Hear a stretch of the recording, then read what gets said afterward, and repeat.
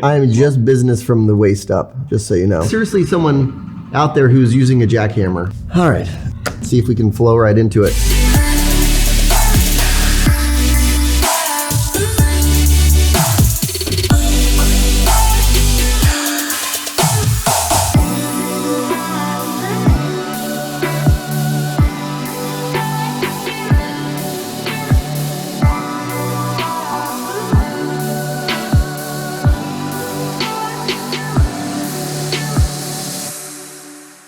Hello everyone and welcome back to episode 90 of the Stephen and Kevin Show, and it's just Kevin today, no Stephen, but I have a special guest with me, and my special guest is Jason Pereira.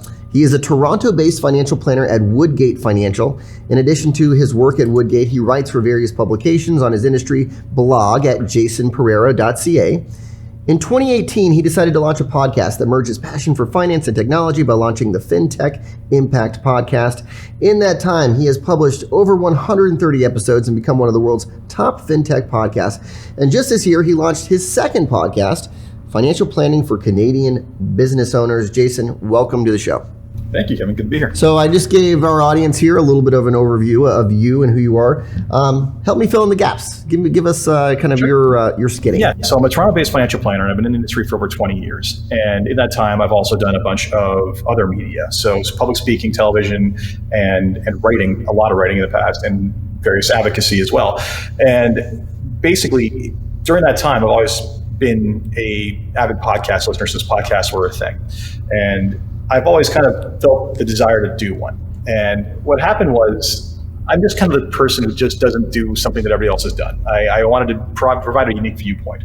So what happened was, when the Toronto fintech scene started to pick up, Toronto being one of the bigger hubs in North America for fintech, I basically started reaching out to a lot of these companies directly and saying, hey, I love what it is you're doing. Would you ever consider doing like an advisor version of this as opposed to direct to consumer? Like, do you have any plans for that? And the founders would always email me saying back, like, how'd you find me? And my response would be like, well, first name at url.com, all you tech guys are predictable. And a little tip for you, that's not to find these guys.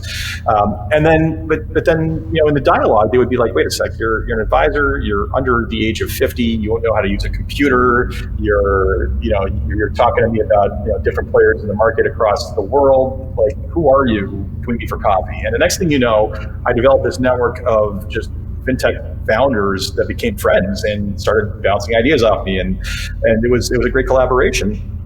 But meanwhile, I would talk to advisors about a lot of these startups, and they would be almost venomously upset about some of them, right? Because they saw most of them as direct-to-consumer threats to their business.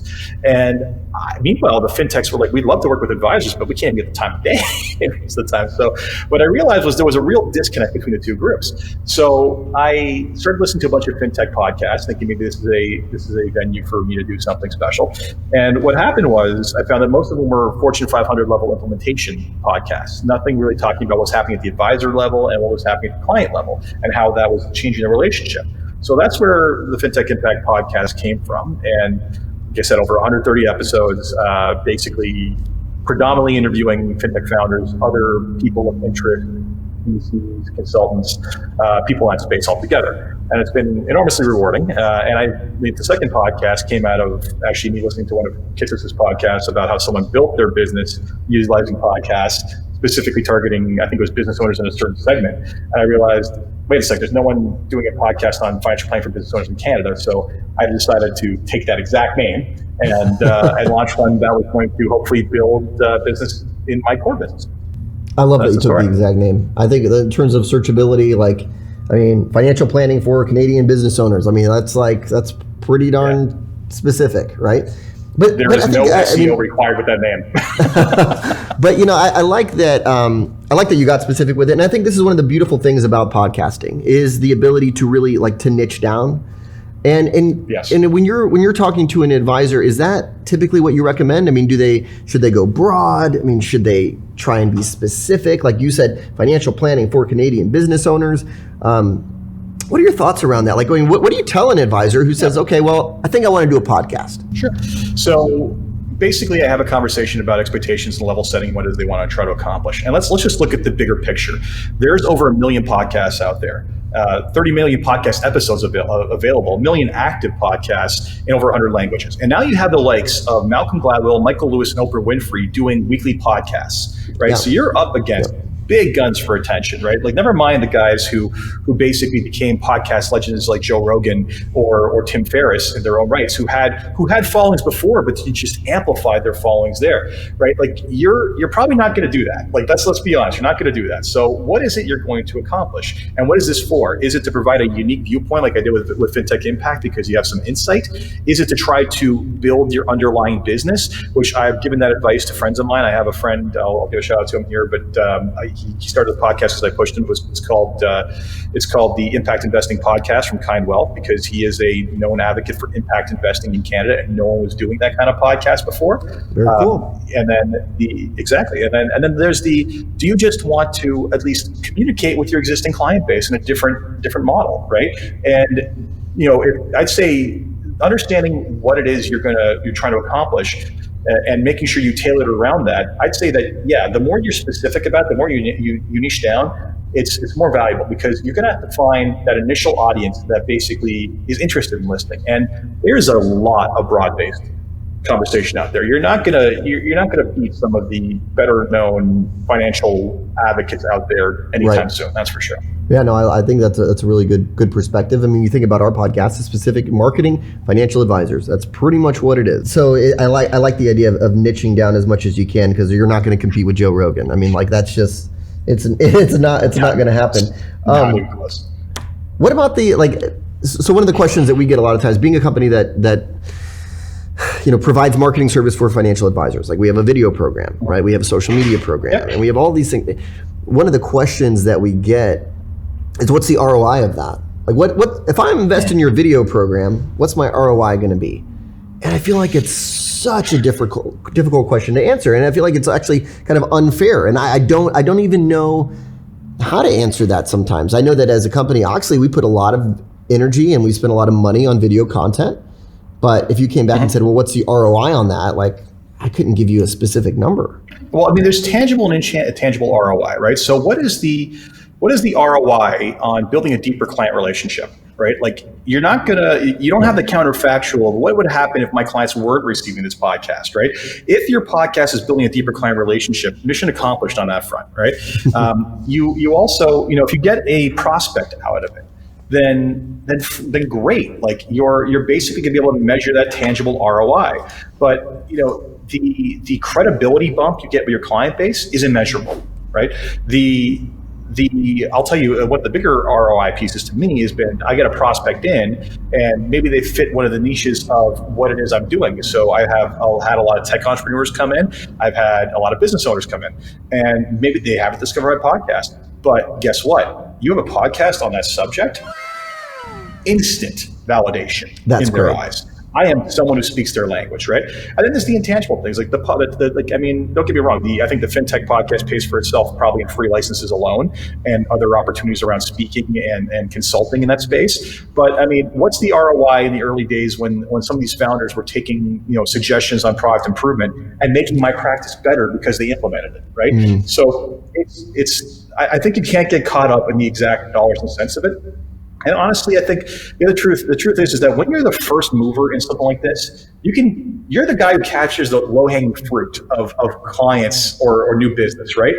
But what eventually becomes the early innovation becomes table stakes, right? Like, to me, a website is table stakes. Social media presence is table stakes. Maybe podcasting eventually becomes table stakes, in which case, if you don't do those things, you're invalidating your authority in the eyes of your clients and prospects. So it's really, really hard to put a number on that. Well, really well said. I love it. And because we'll talk to advisors sometimes too, who, they're like, well, I don't even know social media. I don't even really, my prospects aren't there. I don't need to be there, right? It's like, actually, no, first off, really? your prospects are there. Aren't on there? Yeah, which is like, I'm like, really? Oh, they don't use Facebook. I'm like, I'm telling you, they do use Facebook. Facebook is like this massive behemoth of a network. But also, or they'll say, I don't need clients, or I only get referrals. But then I'm telling you, they look you up. They're going to look you up and they're going to see what they find, right? I mean, I've had this conversation. It's in the podcast. I've specifically had a couple of companies that are probably well known that produce websites for advisors. And the number one resistance point they always get is, I don't need a website, or I haven't got any business off my website ever, so I'm going to pay you. And it's like, there's surveys out there. I think you guys put out the survey, wasn't it? On what the first thing high net worth people do is they look up your website to see if you're there, right? Or like Google you. So the reality is without that, you don't know how much business you've lost because your website is crappy or doesn't exist, right? And I look at podcasting as just another proof point that when they look for Jason Pereira, they find my podcasts, right? Like these are pretty cool things that are arbitrary. Very cool. Yeah. Do you notice this? Because this is something, and going back to that research point, by the way, we conducted a research study. It was like 500,000 or more in investable assets was in order to be considered affluent in this study. And the under 45 crowd, how they would start their search for a financial advisor was I would pick up my phone and run a search. Like that's how I would start. Not to mention though, in terms of secondary research, it was like 90% of people in all age categories said that I would look you up at some point during the decision-making process.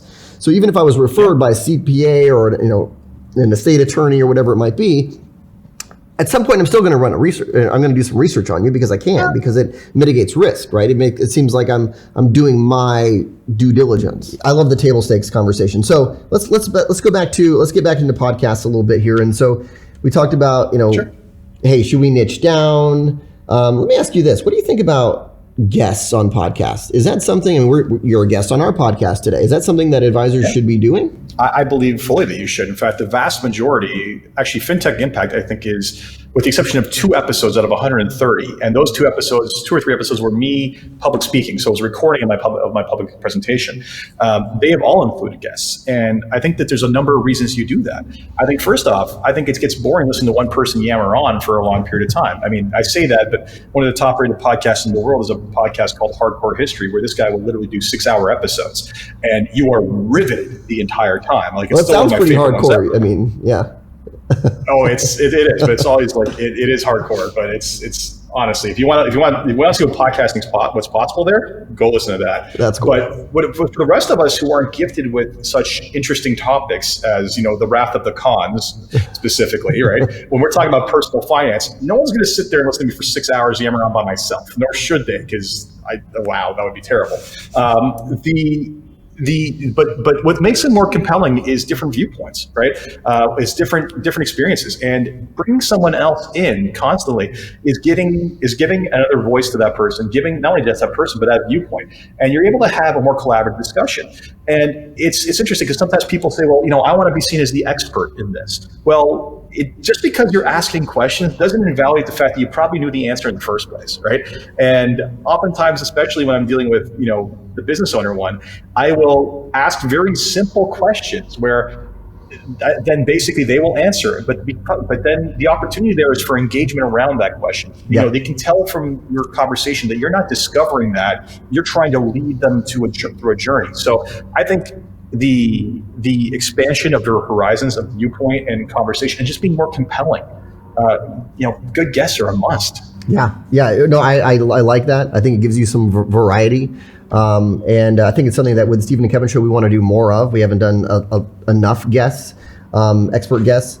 The other thing is distribution, right? We have a network, you have a network, you're a guest on our podcast. There's a chance that you might share it to some of your network of advisors who see it and they learn about Stephen and Kevin show. I mean, there's that as well, right? I mean, and that to me seems like a major benefit. So that is the number one factor that correlates with how much distribution my podcast episode will get. It's just how big is the person, because I've got my listenership, I've got the people who randomly discover me, but then they've got their following, and whether that following be friends and family, or everybody works at the company, or the likes of the times that I've interviewed the likes of Michael Kitsis or Ron Carson, who have large followings. These people just putting it out on their newsletter or just resharing a tweet, gets me access to their network, right? And so you can always see the ones who promote it the most versus the ones who promote it the least. And one of the great things about these is that these are it's like permanent media, right? It sits up there forever, right? So every now and then, when a marketing department says we need to put something out there, that podcast from 2 years ago was really good, we should probably re-put that out there, and suddenly get a massive spike on something that basically has barely been heard in the last couple of years. So leveraging their networks is the way to build. I like that. Leveraging networks. You made a really good point there too, of recycling content as well. Once you create something, it's not like you put it out once and it's gone, right? I can pull up the archives and keep sharing episodes, right? And it's something that you can constantly use. Not to mention just the overall organic reach on social. Like if you were posting something, I mean, you're going to get a small percentage of your followers are going to see it. So you need to post it multiple times. Also, if I may, you also want to magnify the number of media formats you do that with, right? So Google does not search audio, but it will search transcripts, right? So you take your entire podcast audio, have it transcribed, post it on your blog with the link to the audio, and now people can discover it through searching up topics, right? YouTube, believe it or not, has become one of the fastest growing conduits for distribution of podcasts. So it's an audio format, so that may seem odd to most people, but what they'll do is a lot of podcast hosting services, what they'll do is they'll upload a video with just the logo or icon from that specific episode plus the title, and they'll play the audio behind it. And a lot of people are choosing to consume media and not just video, but audio content on YouTube. And that is where a lot of people are seeing some growth. I can see that. I listen to a lot of music on YouTube, right? Like, so to me, that seems like a natural extension to also start listening to podcasts on YouTube as well. Let's talk about equipment. So like, that seems like a hurdle sometimes for advisors. It's, you know what, I like the concept. I'm going to do it. Here's what I'm going to talk about. What should I buy? Like what kind of equipment do I need to invest in? So basically, you can spend a fortune on a lot of equipment, or you can spend a little bit of money on stuff that's actually just as good. And kind of the gold standard in the podcasting world has become something called the Blue Yeti. So it's this good-sized microphone that is specifically designed for computers and for I think probably podcasting in general. And it does a wonderful job. Right now, this is what you're hearing me on. And then in addition to that, so that's great for one-on-one conversations or conversations that are being recorded over Zoom or something else. But if you want to go to a multi-person interview in person, you're going to need something better than that. So that will do an okay job. There is a recording device called a Zoom, not the streaming company, but a different one. And this is one I actually got from Tim Ferriss' blog post that was recommended, but I see this used by a lot of podcasters. So it's a small handheld recorder that you can plug in multiple microphones, up to 4 different microphones, and you can pick up additional microphones for $100 to $125 a piece, right? And the Zoom recorder is about $700. So we're not talking about spending thousands of dollars here. I say when you get started, start simply with the Blue Yeti. Get something called a pop filter, which is like the foam thing that goes over top of it, so that people's spit doesn't cause a popping noise. Well, I mean, like for you right now, like if you happen to watch this on YouTube and you're watching the video component, you have a popper right there in front of you, right? Right there. I do actually, but with the Blue Yeti, I have this Blue Yeti arm, which is more expensive, but whatever. That's just me liking to pimp out my podcast ride. The thing I tell people too is that even if you do this and you find, okay, maybe I'm not going to be a great podcaster, that investment in that equipment pays dividends in the business, right? Look, we're all having virtual meetings constantly now. So, just doing that, listen to how clear I'm coming through right now. It would be nice if all your client calls came through this way, right? So you can use that for everything else you're going to do, whether it be your client calls, or if you want to, maybe audio podcasting is not for you. Maybe you want to start doing video recordings or seminars or whatever through Zoom. Like, you're just going to sound better. Yeah, I love that. The multifaceted benefits of upgrading your audio, right? Of like, hey, actually, when I talk to clients, they're going to hear me better. I'm going to come across more professional and polished. Same thing with when we talk to advisors about doing video. It's the same conversation of like, hey, actually, you could hook up a lot of this to for your WebEx meetings. Like, you can start doing WebEx and you can start looking really sharp and really clear, and your clients will notice it, rather than you looking like you have a camera coming up your nose and whatever.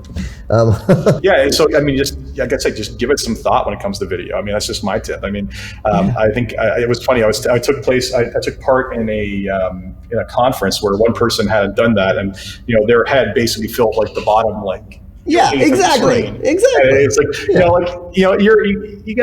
you care about, as financial advisors, we care about our presentation, we care about our appearance, care about how you sound, how clear you sound, and how clear you're coming through in video.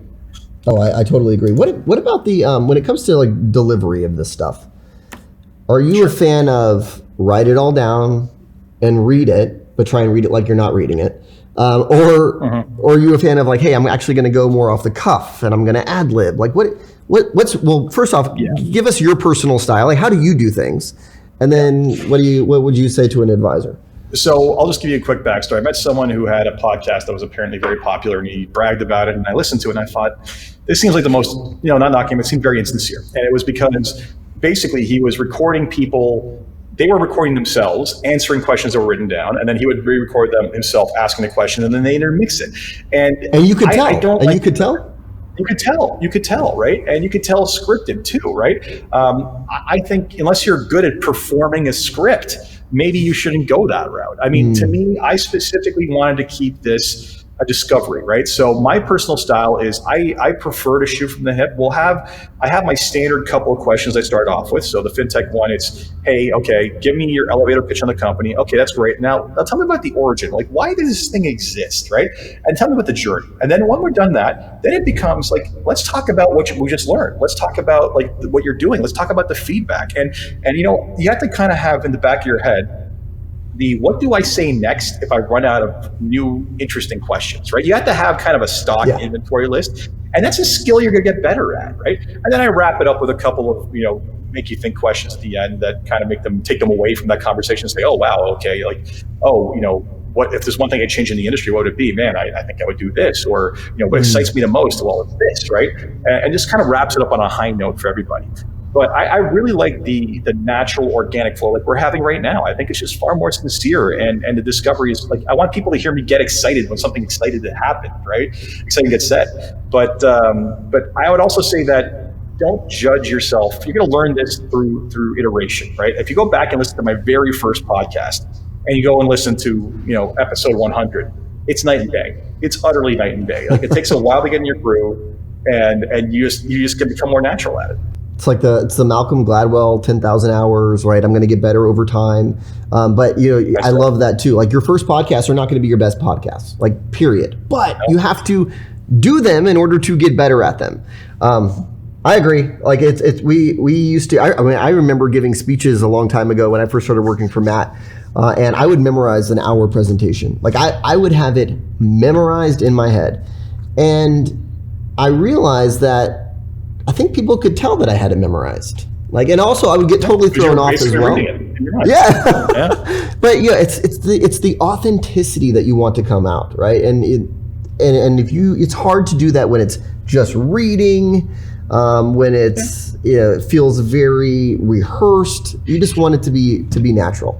And I feel like my personal opinion, I think I'm sorry, go ahead. Yeah, I mean, I have bullet points of like, let's make sure I hit these these questions, or I will ask them like, in advance, if is there anything you want me to specifically hit upon, or is there anything you want me to stay away from for whatever reason, right? And 99% of the time it's no, let's just do this, right?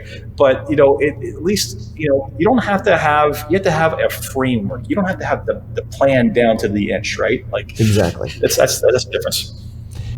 Just getting one more kind of into the technical side of things. We talked about equipment for recording. What about for editing? Like, is that a big issue, big hurdle for advisors? What do you recommend there? It can be. So you have two options. You can either do it yourself or you can contract out. So the do it yourself is actually not that hard if you're willing to invest some time in it, right? There's, the most commonly used tool is something called Audacity. There's a couple of new ones on the market that are kind of interesting and very visual. I don't have them in front of me, but I could post them to my website later. That's okay. But there's a bunch of, if you look at podcast editor, you will find all kinds of like opinions on what you should be using, right?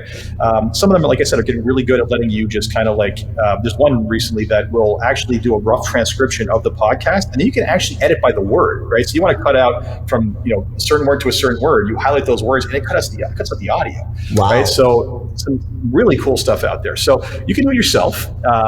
And then you have to add a beginning and end, your intro and outro to it, which you just record once and use those over and over again. Or you can outsource, right? So you can outsource. The easiest thing to do, I mean, if you're not familiar with Fiverr or Upwork yet, like, you're missing like your best friend for outsource work in the world. Like, the number of things you can get done for less than $100 in this world is insane. Right. So you can find one there, or just start Googling podcast outsource editor, right? And there's a bunch of them out there, that basically will do it. I use one called Podcast Press. There's another podcast called Top Advisor Marketing that their job is really podcast and marketing editing. So I've encouraged you guys to get into this. But the point is that talked about it. But like the point is that there's a lot of resources out there that just find them with Google, right? And shop around. So we shopped around. We found one that basically do is I finish the recording, I load the recording into Dropbox. A week later, it comes back already packaged, ready to go. And I'm doing that for like less than $100 per episode. Yeah, that's dirt cheap. I mean, when you think about, do you want to be futzing around with this? Like, how much time and energy? I mean, I could see that being a black hole for some advisors. Is I'm just spending so much time editing, and it has to be so perfect. As opposed to, I need to focus my energies on getting these done, because the consistency is important too, right? I mean, how frequently do you put out your podcasts, and is that hard to maintain? Whatever, I'm assuming it's pretty frequent. It's its own beast of burden, right? Like, so you have to be organized. So basically, I would say when you're starting off, the number one tip I can give you is people are going to discover your podcast. You want them to discover more than one because they want to consume in bulk. So yes, you're going to always have the first, but I would suggest, like when I did mine, I think it was 5 or 6 weeks where I released 2 episodes per week. So I actually had recorded for 3 months prior. To basically build up an inventory and have a bit of a lead time. So I wasn't scrambling every week to try to find my next guest, right? I mean, even right now, I'm in a fortunate position with FinTech Impact where it's well known enough, and with COVID, everybody wants to suddenly say it wants to do video meetings. That essentially, I kid you not, I'm booking into February now. So wow. I am well in advance of this. My other podcast, which is newer, I'm about a month in advance. Okay. So get on top of it, get organized, have stuff in the can so you're not under pressure to hit a deadline, right? And it ebbs and flows. But I would say that you need to be consistent because, especially with, unless you're the likes of Dan Carlin, who does Hardcore History, who's so compelling that he can put one out every 3 months, or my buddy Breeden Canada, who's got like 50,000 listeners and can do whatever he damn well pleases. You want to stay consistent because, like everything else, there's competition for attention, right? And if they don't hear from you for every now and then, they're like, oh, I'm listening to a lot of podcasts. What should I get rid of? Well, I listened to this one in a while. Scratch, gone, right? So I commit to at least a weekly schedule. There have been some gaps for vacations in the past, but in general, no, just I would say when you start early, do it frequently. You can pare it down later, but you need to be consistent because if not, people are just going to move on to something else. Yeah.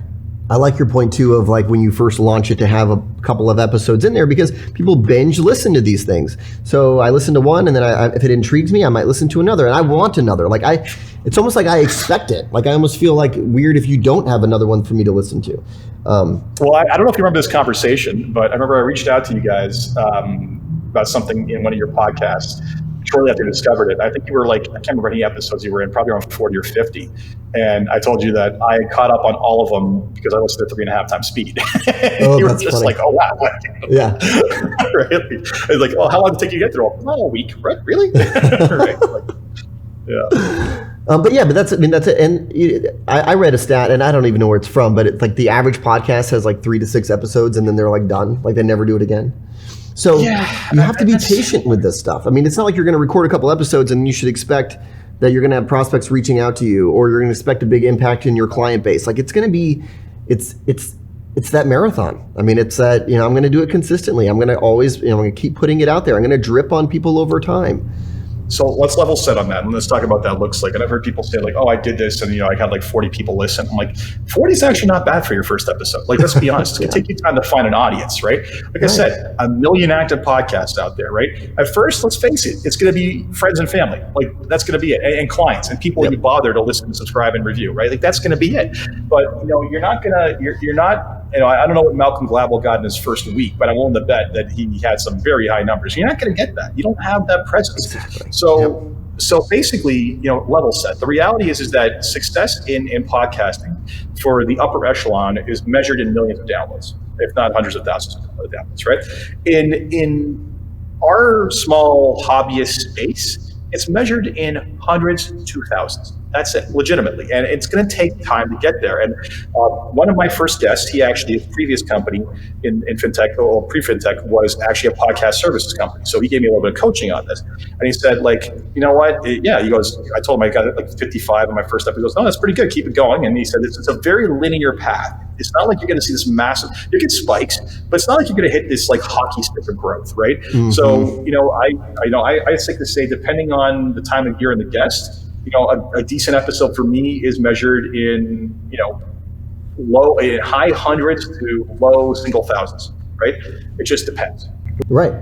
No, it's good. I like that. There's no kind of cataclysmic event where you're like, oh, he did that podcast and it blew up. It's just consistency over time and not getting too wrapped up in the downloads. Smaller the audience, right? Like, if you were to launch a podcast specifically for targeting, let's call it, financial planning for farmers in North Carolina, right? Like that audience is only so big, right? Like, so let's set an expectation. Like when I say I rank within the top 3 almost everywhere in FinTech, right? Like FinTech is not that big a podcast niche, quite honestly, right? Like the number 1 guys, they beat me, but like they're consistently in the tens of thousands, right? Mm-hmm. There's guys I see consistently that are in the hundreds, so not hundreds, but hundreds of thousands, but hundreds. So understand that the smaller your niche, the smaller your target audience. Yeah, but I like that example too of like farmers in North Carolina, financial planning for farmers in North Carolina. But when that farmer finds that podcast, they go, "Oh my gosh, like this is what I've been waiting for." My language. Yeah. Right. That's cool.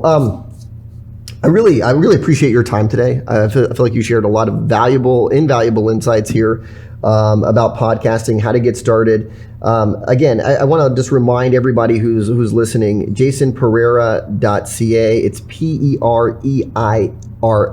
That's how you spell his last name. And then check out FinTech Impact Podcast and Financial Planning for Canadian Business Owners as well. 2 really fantastic podcasts.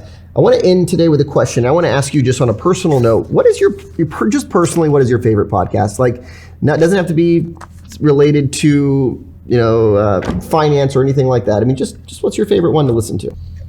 Oh man, am I allowed more than one on the subject matter? yeah. I mean, just if you had to boil it down to one that you could not live without. I mean, you could, but. Oh, I can live with that. I could find you're asking me to, not quite my children, but there's a lot of things I love here. So I will say that the one that when it hits my inbox, I stop everything and listen to it. I've already mentioned it, is Hardcore History. That podcast is typically ranked amongst one of the top in the world, and it is riveting, utterly riveting, start to finish. It's a performance masterpiece. 6 hours long, but still riveting. Depends on the episode. And this will blow your mind. 6 hours will be like part 4 of a 6-part series. No way. That's fantastic. Nuts. Yeah. Well, hey, thanks again for joining us today. And again, everyone, check out Jason's podcast. Check out jasonpereira.ca. And thanks for joining us.